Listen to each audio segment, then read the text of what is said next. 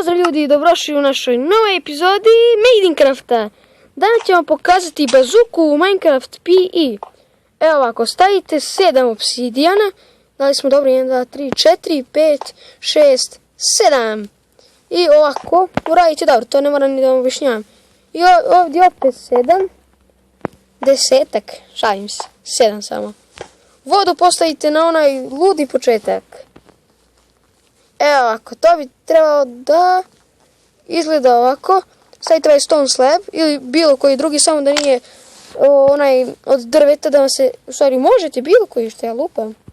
Bilo koji postavljajte, slobodno. Treba nam upaljač, to sam zaboravio da postavim.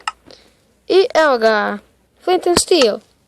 I sada 5 sekundi čekate, znači 1, 2, 3, 4, 5. Jeste vidjeli ljudi kako bi to izgledalo? Evo da vam demonstriram još jednom.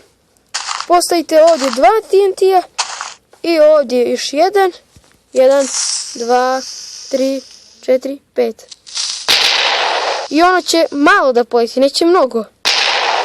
I ljudi, to je to što se tiče ove epizode. Poz! Ić!